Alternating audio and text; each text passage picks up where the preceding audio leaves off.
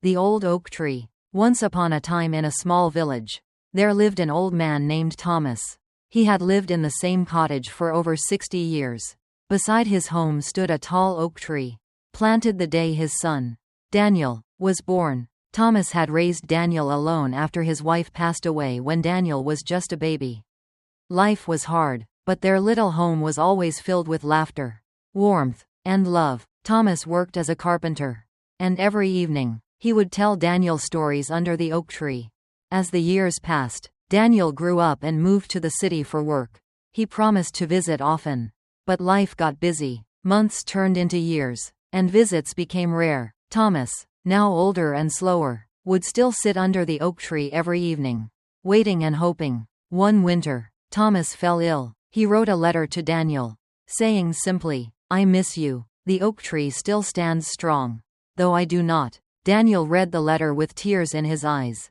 Memories of his childhood flooded back, the laughter, the stories, the love. He dropped everything and returned to the village. When Daniel arrived, he found his father sitting weakly beneath the oak tree, wrapped in a blanket. Without a word, Daniel sat beside him, just like they used to.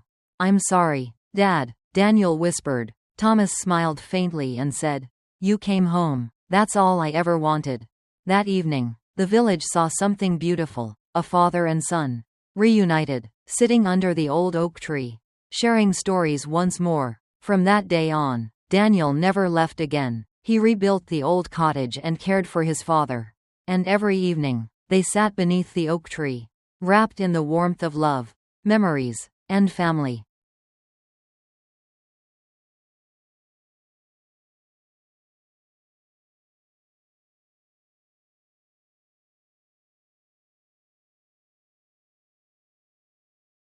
The letters he never sent.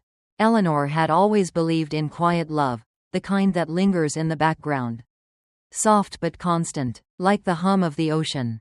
She met Thomas in college, on a rainy afternoon in the library, both reaching for the same book. Their fingers touched, their eyes met, and the world shifted just a little. They fell in love slowly. It wasn't dramatic or filled with grand gestures. It was late-night talks, shared coffees, and comfortable silences. Thomas was a writer. He often said he couldn't find the right words for Eleanor, because she was beyond anything language could capture.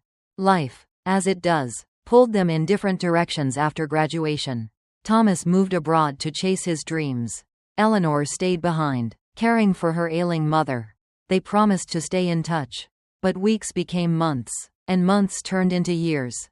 The distance grew not just in miles, but in moments they couldn't share. Eleanor never stopped thinking of him. Every birthday, she would sit down to write him a letter, pouring out everything she had held back. Everything she wished she could say. But she never sent them.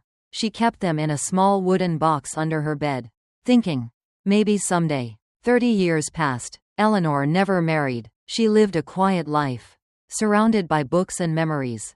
One day, she received a letter. The handwriting was unmistakably his. Thomas had returned to the country. He had found one of the books they used to read together in an old shop, and inside, he discovered a photograph of them, tucked between the pages. It made him wonder, what if it wasn't too late? They met again on a cold November afternoon. He had aged, and so had she, but something in their eyes remained the same. Over tea, she finally handed him the box of letters. Thomas read every single one. When he finished, he looked at her with tears in his eyes and whispered, "I spent years trying to write the perfect story. But it was always you. You were the story."